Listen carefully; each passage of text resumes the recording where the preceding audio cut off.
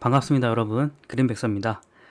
오늘 제가 저번 영상에서 약속을 드렸는데 말씀드린 것처럼 오늘 그 컨텐츠를 가지고 왔습니다. 가시적으로 드러나는 그 성과들, 최근에 이제 코인베이스 그 커스터디라든지 상장 검토를 비롯해서 여러 가지를 좀 종합적으로 좀 저도 한번 봐서 여러분들하고 좀 생각을 공유를 해보려고 이 영상을 부랴부랴 만든 거거든요. 정말 저 개인적인 생각이 가득히 담겨 있고 희망 회로가 120% 담겨 있는 이야기입니다. 그렇기 때문에 투자 조언이 아니에요. 그러니까 이게 제가 구독자가 한 1000명 정도 있거든요. 1000명 좀 넘는데 그분들이 대부분 아마 강성 홀더분들이 대부분이라 영상을 보시고 댓글도 잘 안 남기세요. 꾸준히 챙겨보시는 분들이 있는데 대부분은 저한테 물어보지도 않습니다. 제가 믿건데 아마 다 웬만하면은 거의 상위 몇 퍼센트 분들은 저보다 월등히 또 수량도 많이 갖고 계신 분들이라 느긋하게 이제 기다리시는 분들도 있으시지만 가끔 이제 좀 제가 좀 뭔가 의도적으로 더 많은 시체를 만들기 위해서 이런 영상을 만든다라는 그런 좀 나쁜 의도를 가지고 생각하시는 분들이 좀 있으신 것 같아서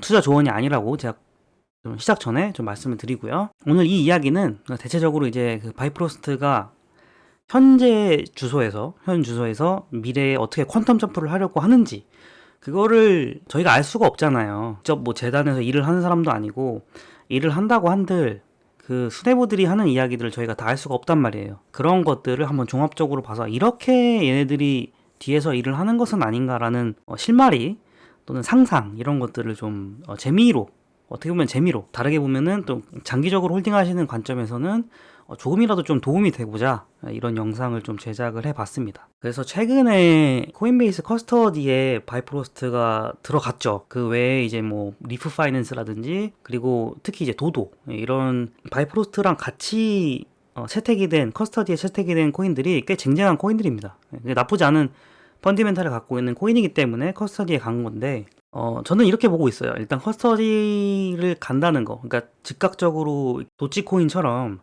그 거래량에 의해서 멈출 수 없는 그 거래량에 의해서 즉각적으로 코인베이스에 상장이 되는 경우도 있지만 대부분은 이렇게 커스터디를 거치는 경우가 더 저는 바람직하다고 생각을 하거든요. 바이프로스트가 커스터디에 상장이 되면서 이 기관들의 어떤 새로운 그런 데이터를 열게 해줄 수 있는 그런 장이 열렸다라고 저는 생각을 합니다. 그래서 이거는 커스터디는 코인베이스 상장이 되었다라는 소식도 물론 기쁘겠지만 커스터디에 등재가 되었다라는 것은 장족의 발전이고 매우 매우 고무적인 일이다라고 생각을 합니다. 이거는 바이프로스트가 굉장히 입지를 잘 다진 거예요. 그거를 한번 고려를 한번 해보세요. 예를 들어서 어디 뭐 원화 상장하지 않고 후오비를 거치지 않고 바로 이렇게 코인베이스에서 우리의 기술력을 판단해 달라라고 많은 컨택트가 있었던 거잖아요. 이것은 정말 좋아할 일이고 그런 재단의 비하인드에서의 그 노력들이 빛을 발하는 것이 아닌가 저는 그렇게 생각을 합니다. 그리고 이제 그 바이파이 같은 경우에도 상장 검토에 들어갔죠.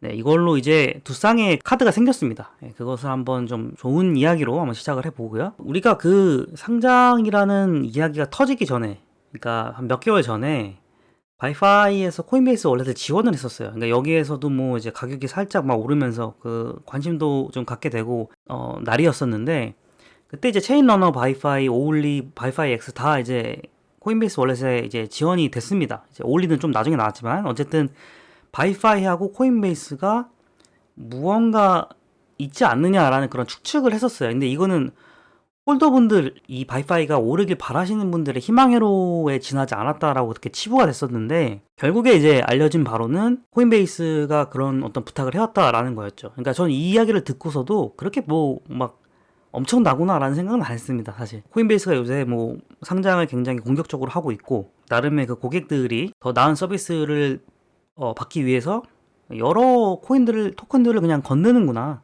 이것저것 건드는구나. 이제 그렇게만 이제 생각을 했었는데, 여러 면모를 보면서, 오늘날까지 이제 그 결과물들을 좀 차곡차곡 보면서, 파이랩이라는 재단에서 확실히 자기들의 PR을 명확하게 하고 있구나라는 생각을 강하게 받았습니다. 그렇게 해서 이제 코인베이스도 이 바이파이에 대한 저력을 어느 정도 가늠은 하고 있는 것 같아요. 그게 시장에 어떻게 비춰질지는 누가 푸시를 더 해줄지는 아직 다 알 수 있는 것은 미지수인데 그래도 확실히 바이프로스트하고 바이파이가 자리를 잡은 걸 보면서 여러 가지 웅장함과 그리고 좀 기대감, 안도감을 많이 좀 느끼게 됐어요. 그래서 현재 이제 바이프로스트가 상장되어 있는 거래소가 대충 한 이 정도 됩니다. 이 정도 되는데 뭐 맥시 거래소 최근에 굉장히 좀 떴었고요. 그리고 비트렉스 같은 경우에는 최초 해외 상장인데 나름 정통성이 있는 그런 거래소에 상장이 돼서 뭐 이제 신호탄이 됐었고, 제가 말씀드리고자 한 여기 거래소는 딱 두 가지요. 하나는 탈중앙 거래소인 스시스왑이고요. 또 하나는 이제 위에 있는 리퀴드라는 그 일본 쪽 거래소입니다. 이 리퀴드 거래소는 일본 쪽 거래소인데 굉장히 좀 그 법률이라든지 이런 거에 되게 좀 예민한 걸로 제가 알고 있거든요. 일단 그 작년 정도에 리퀴드에 상장이 되었었어요. 바이프로스트가 그때 상장이 되었었는데 그렇게까지 막 엄청나게 대단한 그런 반향을 일으키지는 못했고, 어쨌든 이 리퀴드라는 데에 1년 전에 상장이 되었다는 거, 그렇게 해서 이제 아시아 쪽에서 상장이 되었었고, 스시스왑 같은 경우에는 원래는 제가 유니스왑에서 바이프로스트를 거래를 많이 했었어요. 근데 이제 이 스시스왑 같은 경우에는 한번 이제 그 바이프로스트가 특코인 랜딩을 하고 난 다음에 스시스왑으로 많이 이렇게 풀링을 좀 옮기는 그런 모습들이 있더라고요. 그러다 보니까 저도 본의 아니게 이제 스시스왑에 되게 좀 더 많은 관심을 갖게 되었습니다. 아무래도 최근에 이제 또 브릿지를 할 때 서머너 토큰하고 바이프로스트를 교환을 하려면 스시스왑에서 그게 이루어지거든요. 그래서 요즘엔 거의 유니스왑은 거들떠보지 않고 스시스왑을 주로 이용을 하게 되더라고요, 저도. 스시스왑에 대해서 일단 먼저 이야기를 할 건데요. 이 스시스왑에는 굉장히 좀 다양한 이야기들이 있더라고요. 저도 탈중앙 거래소를 이야기하고자 할 때 항상 유니스왑을 먼저 머릿속에 떠올렸거든요. 결국에는 유니스왑에서 일어난 하드포크가 스시스왑이고, 그 외 뭐 버거 스왑이 됐든 뭐 김치 스왑, 다양한 막 스왑들이 막 생겨났었잖아요. 그래서 저는 유니스왑 말고는 그렇게 유니크한 면을 찾지 못하고 있다가 확실히 스시스왑을 공부를 하게 되면은 스시스왑의 그런 근본적인 어떤 토크노믹스라든지 그리고 탈중앙 거래소가 갖고 있는 그런 인프라들이 하나의 척도가 된다라는 걸 좀 알게 됐더라고요. 여기에는 뭐 다양한 이야기들이 섞여 있는데 이런 기능들은 이제 그 스시스왑을 공부해 보시면은 알 수 있는 키워드들인데, 저는 여기에서 이제 샘 뱅크먼이라는 인물에 대해서 결국 좀 조명을 하게 되었습니다. 그 이유는 바이프로스트 재단에서 이 팀에서 이제 좀 스시스왑하고 미팅을 많이 갖는 이야기들을 많이 들었어요. 그 마케팅 총괄하시는 분 이 구두에서 이제 그렇게 이야기를 듣는 것도 있고, 아무래도 이제 스시스왑하고 긴밀하게 좀 이렇게 거래소 형성을 하는 행보가 많이 보였기 때문에 바이프로스트가 단순히 스시스왑을 애용하는구나라는 쪽에서 저는 멈추지 않고 좀 더 깊은 관점에서 좀 바라보게 되었습니다. 그래서 샘 뱅크먼에 대해서 한 번 더 조명을 할 건데, 일단은 스시스왑은 이 인물이 굉장히 중요합니다. 이 샘 뱅크먼이라는 사람이 FTX라는 암호화폐 거래소의 창시자예요. 여기에서 뭐 암호화폐 뭐 현물 거래부터 해서 뭐 선물, 마진 뭐 여러 가지를 합니다. FTX는 뭐 지금으로 따지자면은 거의 바이낸스급 이 정도의 역량을 갖고 있는 거래소다라고 보시면 될 것 같아요. 그게 어쨌든 알라메다 리서치라는 그런 VC도 이 샘 뱅크먼이 배후에 있는 것이고, 그리고 바이낸스도 알라메다 리서치를 전 투자한 걸로 알고 있거든요. 그렇기 때문에 서로 좀 얽혀있는 관계가 있고, 그러다 보니까 FTX에 상장이 될 수 있는 것들은 바이낸스에도 상장이 될 수 있다라는 그런 결론에 도달할 수가 있겠죠. 그만큼 이제 샘 뱅크먼은 굉장히 암호화폐 쪽에서는 거물이다, 이렇게 보시면 될 것 같은데, 그러면은 이제 이 샘 뱅크먼이 아시아로 거래소를 확장하기 위해서 여러 가지 일을 했는데 그 중에 하나가 제가 처음에 그 앞전에 말씀드렸던 이 리퀴드 거래소, 이 리퀴드 거래소를 최근에 한 몇 개월 전에 합병을 했어요. 그러니까 리퀴드 거래소를 FTX가 산 거죠. 현재는 이제 리퀴드는 공식적으로 FTX가 소유를 하게 되었습니다. 그래서 저는 좀 의아했어요. 왜냐면 이 아시아 시장을 뚫기 위해서 좀 더 큰 저변 확대를 위해서 리퀴드를 매입을 한 것은 이상한 일이라고 생각은 안 했는데, 제가 바이프로스트가 리퀴드에 상장이 되었을 때는 작년에까지만 해도 그냥 뭐 큰 규모를 갖고 있지 않은 그냥 마이너 거래소가 아닌가라는 생각으로만 그쳤는데, 지금 보니까 이런 것들이 좀 한 번에 좀 나열이 되는 것 같더라고요. 머릿속에 좀 정리가 되고. 어쨌든 FTX가 샘 뱅크먼이고, 샘 뱅크먼은 탈중앙화 거래소인 스시스왑을 같이 이렇게 좀 영향력을 여기다 이렇게 두 거래소에 놓고 있는데, 이 FTX가 아시아 쪽 서비스를 증대하기 위해서 리퀴드를 어쨌든 이렇게 소유를 하게 되었는데, 이 리퀴드라는 거래소는 굉장히 좀 깐깐한 거래소로 명망이 있는 것 같아요. 왜냐면 코인이 그렇게 뭐 많지도 않고요. 그런데 이 리퀴드에서 진작에 그 작년쯤에 바이파이하고 바이프로스트를 상장을 했었다. 이것을 저는 좀 되게 꽤 괜찮게 저희가 좀 기억할 수 있는 그런 포인트가 아닌가 생각을 해서 가지고 왔고요. 보시다시피 리퀴드에서는 바이파이, 바이프로스트를 여러분들이 수합할 수 있고요. 그러한 리퀴드를 FTX가 한번 이제 매입을 했다는 거. 그래서 진짜 실제로 이렇게 뉴스가 나왔고, 이들 이제 유동성을 좀 이제 아시아 쪽에서 이제 좀 확대하기 위해서 리퀴드를 이제 구매를 한 걸로 알고 있고, FTX 같은 경우에도 웬만한 코인들을 그렇게 쉽게 승낙해주는 그런 코인은 그런 거래소는 아니에요. 그런 거를 한번 잘 생각을 해보세요. 제가 어떤 걸 말씀드리고자 하는 건지. 리퀴드도 그렇고 FTX도 그렇고 여러분들이 잘 아시겠지만 코인베이스도요. 아무거나 상장해주지 않습니다. 돈 된다고 한국 거래소에서는 한국 코인들 많이 상장하잖아요.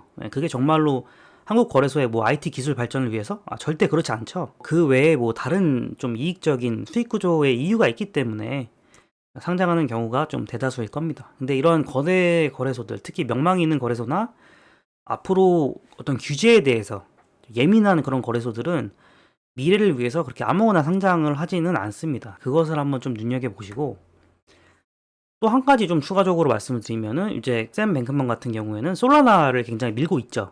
솔라나에 대해서 에이다 같은 경우에는 찰스 호스킨슨이 있고 이더리움에는 비탈릭 부테린이 있다면 솔라나에는 이제 이 인물이 있다 이렇게 보시면 될 것 같은데, 최근에 이제 그 바이프로스트 깃허브에도 러스트 관련 언어의 코딩 그런 작업들을 많이 좀 하고 있는 것 같아요.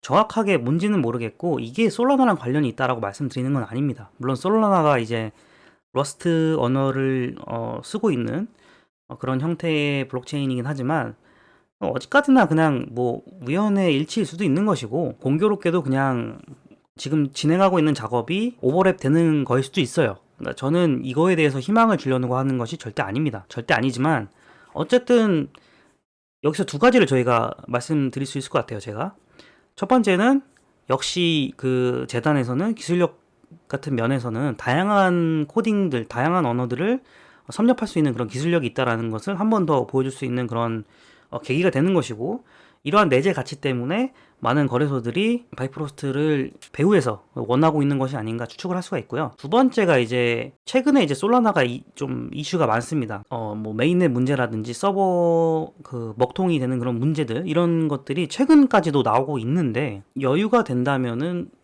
이런 기술 개발을 하고 있는 팀이 솔라나에도 어떤 솔루션을 제공해 줄 수 있지 않을까라는 그런 기대감도 없지 않아 있는 게 사실이에요. 그렇지만 이것만 가지고 자 보십시오, 솔라나랑 연관이 있습니다, 이런 식으로 저는 절대 뭐 퍼드라든지 뭐 선동을 하려는 것이 절대로 아닙니다. 그냥 이렇게 한번 참고를 해 주시고요. 마지막으로 이제 그 비트렉스 같은 경우에는 작년에 물론 테더 페어는 아니지만 비트코인 페어를 해서 바이프로스트하고 바이파이를 상장을 했었습니다. 작년까지 바이프로스트가 그때 여름에 굉장히 잘 나갔죠. 그때는 막 이제 앞으로 블록체인 세계를 바꿀 것 같았고 어떤 거래소에서든 다 상장을 해줄 것 같은 그런 분위기였었어요, 사실. 저도 그래서 그런 분위기에 따라서 그렇게 결과가 나오지 않을까라는 기대를 되게 많이 했었습니다. 근데 현재는 원화 상장보다 더 중요한 것들이 있었다라는 것을 재단에서 먼저 또 캐치를 했던 것 같아요. 물론 원화 상장 되면은 좋죠. 누가 가장 좋을까요? 홀더가 가장 좋죠. 재단 입장에서는 가격이 오르면 좋을 수 있겠지만 이걸 뭐 그렇다고 한 번에 덤핑할 수 있는 부분이 아니 뿐더러 좀 더 또 악영향이 있을 수 있기 때문에 단타 하시는 분들한테는 굉장히 좋은 호재일지 모르겠지만 장기간으로 홀딩 하시는 분들한테는 이 원화 상장이 독이 될 수도 있어요. 지금 현재 이렇게 일을 꾸려나가는 그런 시점에서 원화 상장이 갑툭튀가 되면은 여태까지 해왔던 그런 유동성에 좀 문제가 생길 수도 있고 격차가 더 심해질 수 있다고 생각을 하거든요. 홀더들 사이에서. 이 부분들 좀 한번 감안을 해보시고, 비트렉스 같은 경우에는 거래소에서도 굉장히 명망이 높고 역사가 나름 있는 그런 거래소입니다. 저도 비트렉스를 그래서 처음에 되게 좋게 봤었고 코인베이스 다음으로 접하게 됐던 거래소예요. 물론 지금은 이용하지 않습니다만 이 비트렉스에 대한 그런 법적인 그런 문제들, 이런 거에 대해서 굉장히 순응하고 잘 따르고 있다. 그래서 비트렉스, 코인베이스, FTX 굉장히 인프라가 괜찮은 탈중앙 거래소인 스시스왑, 그 다음에 일본까지 이제 얘기하자면은 리퀴드 거래소, 이런데 깐깐한데 먼저 자신들의 이름을 올리려고 하는 것은 바이프로스트가 괜히 비하인드에서, 피상적으로는 굉장히 조용하지만 비하인드에서는 많은 일들을 하고 있다라는 그런 추측을 저희가 한 번쯤은 이제 할 수가 있다라는 거를 이번 영상을 통해서 말씀을 드리고 싶었습니다. 그래서 바이프로스트는 지금도 그런 문제들에 대해서 되게 예민하잖아요. 예를 들면 스테이킹을 무조건 하는 것이 아니라 디포스로 바꿔가면서 스테이킹을 하고 있고, 바이파이 같은 경우에는 거기에 대해서 이제 SEC 증권형 문제가 생길 수가 있기 때문에 멋대로 스테이킹에 대한 서비스를 제공을 하고 있지 않고 다른 방향으로 지금 좀 우회해서 좀 홀더들에게 좀 더 이익이 될 수 있는 구조를 만들어 가고 있다는 거죠. 그러니까 이런 것들이 단기간에 여러분들이 생각을 해보시면 원화 상장이 가장 좋고, 뭐 스테이킹으로 몇 퍼센트 박아버리는 게 제일 좋은 방법이에요, 사실. 근데 그렇게 하지 않고 계속해서 장기적으로 더 좋은 안목으로 그런 나쁜 길목을 차단하고 정직하게, 그리고 좀 더 법적으로 규제를 받지 않을 그런 방향으로 나아간다라는 것은 이 프로젝트가 굉장히 장기적인 관점에서 그 관점을 바라보고 나아간다는 거거든요.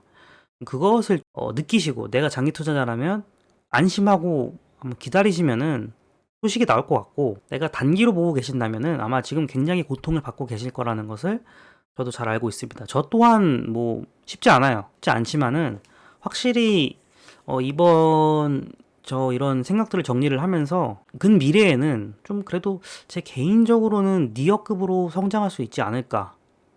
니어 프로토콜 그 정도, 거기에 이제 좀 견줄 수 있는 그런 명성을, 이름을 들을 수 있는 그런 좀 파급력을 갖지 않을까라는 생각을 합니다.